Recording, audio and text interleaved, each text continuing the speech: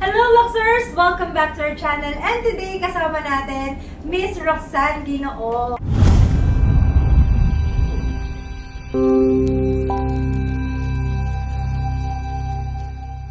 Today, ayan, titignan na natin yung laman ng bag niya. Well, take note, bagong bag niya. Pang-Christmas gift daw niya sa sarili niya. Pero syempre, ano naman nila, bawal dahil yung mga Nilet go siya, kasi may mga nilet go siyang item. Ganun naman, di ba? Pag minsan pag gusto nating mag-let go, it means may gusto tayong ipalit na bago. Parang love life naman. Ako kasi hindi naman ako yung order ng mga bags like nung iba.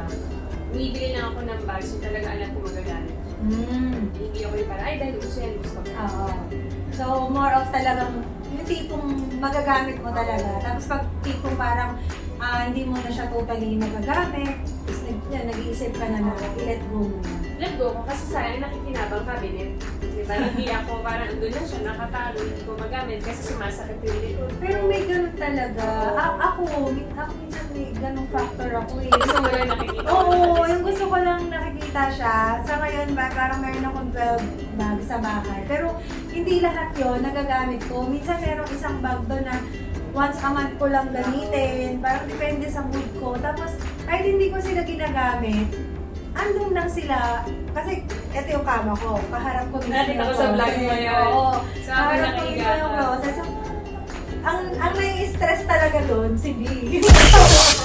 Puro ano. Pag nakahiga siya, nakikita niya yung mga bag ko. Mukhang may isang spot pa na walang laman eh. Mukhang kailangan mo malagyan ngayong Christmas. Diba? Diba nga? Yun na nga eh. Anyway, itong bag na to dito ko talaga binili. Mula sa online. Bag talks ng talaga ang trusted store ko. So, Pero kailan mo natutunan na mag-sell ng gamit mo? mag-let go. Mag-let Nung go? nagkaanak na ako, parang pag naging mommy ka, minsan may isip mo, ano ba yung priorities mo sa hindi, ano na yung needs and, alam mo yung mga wants mo, yung necessities mo, etc. Gano'n. So, parang mas nag-iba yung thinking mo na more of money talaga. Kung ano na lang talaga yung useful for me, yung magagamit ko, yung sulit ko. Hindi yung parang dahil, di ba kung iisipin mo yung price sa mga luxury bag, hindi naman din talaga biro. Tapos, stock mo lang siya doon. Depende kung mag-a-appreciate yung bag na binili mo. Kung nag-depreciate, siguro baka mas better i-let go mo na lang. Diba? And then buy something useful. So, Ayan, yung advice from Mommy Roxanne. Rox. Oh, Mommy diba? tip Mommy yun. Rox. Mommy tip. 3 kids ba? Oh, 3. 3. Pareho tayo. Anyway, Nakita na ayan to. na. Oh, excited na ako makita yung laman ng bag niya. Actually, talagang ang gamit niya kasi kanina, never full. Favorite ko yun. Favorite bag niya. Pareho kami, first bag niya din yun. Di ba ako, first bag ko is never full, size. So, yun din yung favorite bag niya, na first bag niya rin. Inilipat niya na dito. Sobrang na-excited siya gamitin. Yan. Ay, ang bigat. Ang daming laman ng bag niya kasi. Pinilian pa nga yun. Pinilian mo ba ba? So, ito ang bigat. Grabe. Pero carry. Kaya dapat kung kasha. mabigat ka mag-bag, kailangan mo talaga ng durable na bag. Oo, correct. So, worth it naman kahit mahal, pero alam mo hindi masisira. Tama. Yan. Ay, ang ganda ng bag niya. Ang dami naiingit. Kasi di ba tayo pag ito, ano to, pang travel bag talaga, pang travel talaga siya. Kasi marami siyang compartments, and RFID safe. Na-victim na ako dun sa mga credit card na nagagamit sa online gaming. Tapos di ba yung minsan yung nadidikitan ka dito? May ganun na pag talagang yung mga masasamang loob kahit ano talaga pwedeng gamitin sa'yo. Pero may karma naman yung mga bill. So, nahahack ba? Kaya ito, RFID. Oo, ayan na nakalagay, RFID. So, parang RFID convenient for me, pouch. hindi na ako ma-arte masyado sa wallet. So, mas yung security purposes, mas gusto ko na yung ganito. Ayan, yung mga card ko, yung ilan Dami naman mong yan. cards. Ito yung mga pambata, data blitz. Ang dami ng cards ang Thank you. kapal. So, lahat yan, binibit-bit mo talaga. Na-timing lang kasi inayos ko siya, kabibili ko lang ito. Pag kunyari, konti lang dadali ko, alam ko lang yung movement ko. So, organized mo siya. Yan. Oo, Dahil at Pasko, least. may pa-GC tayo na SM. Ay, ang dami. Yung kapal ng GC niya. Pwede ba humingi? Hindi ko na wallet. Oo. Alam niyo na, nasa edad na yan. Ito, pinaka-special ko. Ilan taong ka na ba? 33. Makatita ka na. Ay! 33. Ako ba? 34. mas 33 din ba ako? 33 din pala ako. Pero Pero nakakalimutan ko yung edad ko sa sobrang dami kong iniisip. Magka-age pala tayo eh. Tita mo, very ka, very Diba? successful. Galing, idol. Ah, ganun. How to be you? O, ito na yung tita pouch. Ah, Ito kilala pouch ko yan. pouch na to very special kasi regalo sa akin to ng Oo, isa. yan. Gift ko sa kanya. Ako, konti kahit appreciative akong tao. Saka sobrang gagamitin ko yung bubugbugin ko yan. Kaya pag nabugbog ko, papakita ko sa'yo. Kailangan na kapalit. Hindi, joke lang. Ayan na. Ang daming laman. Nakita yung mga papaganda niya, yung mga ginagamit Ito niya.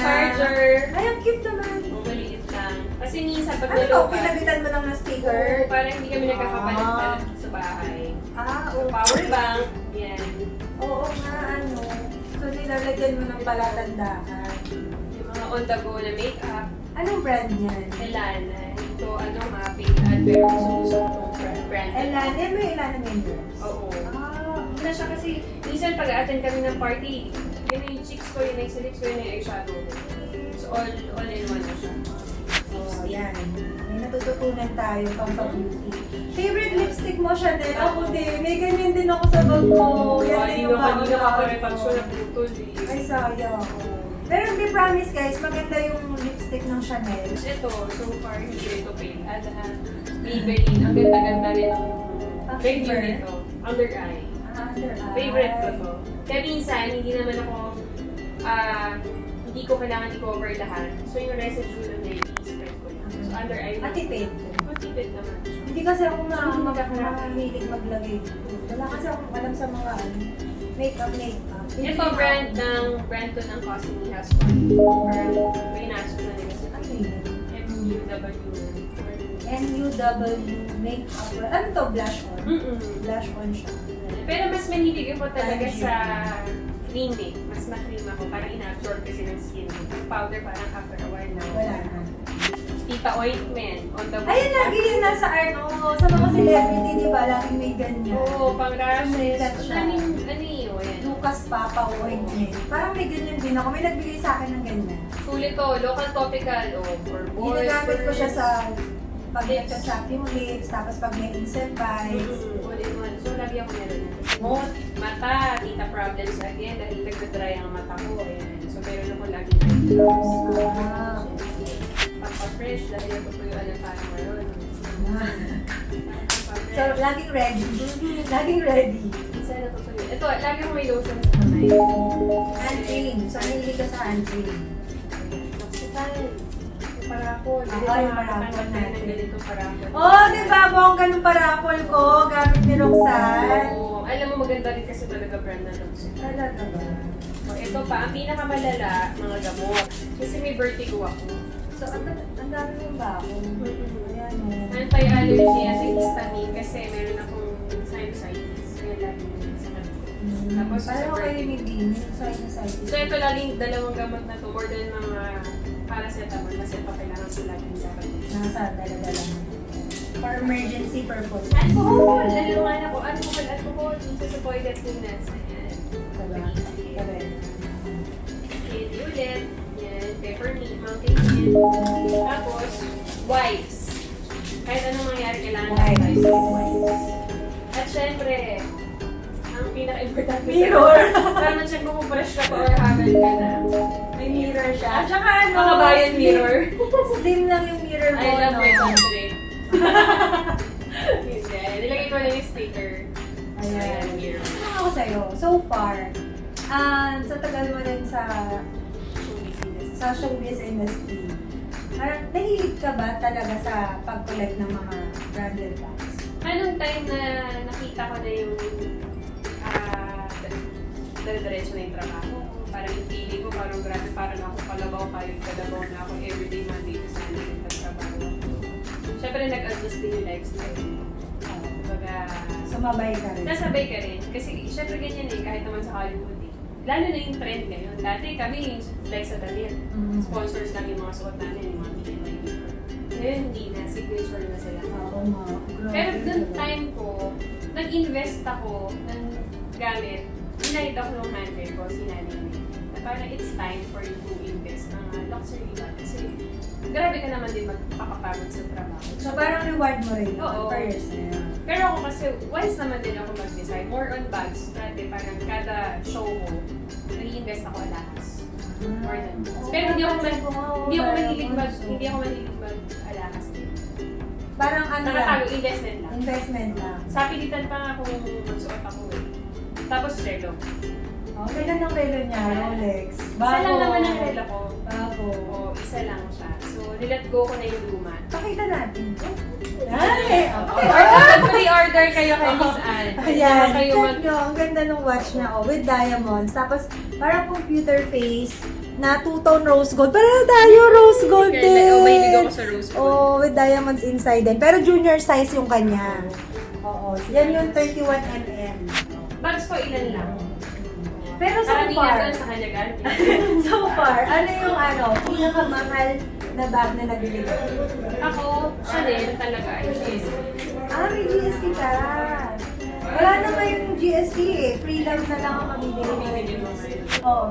Minsan na pagbili ng luxury pag hindi dahil nagluho ka. Oo, correct. Yun din Dahil, yung sinasabi ko. Hindi pagluluho yun. Kung napag-ipunan mo and nakapaglaan ka ng budget, kung gusto mo talaga ng worth it, hindi sirain, and talagang hindi naman actually lifetime, pero talagang tatagal talaga siya. Diba?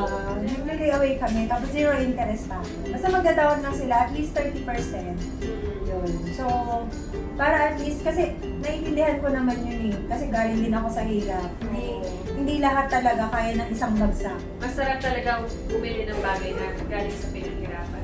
Invest ng something na pinaghirapan niya. Parang si Miss Anna, bago niya na itayo itong mga shop na to, definitely, ang dami niya pinagdaan ng struggle.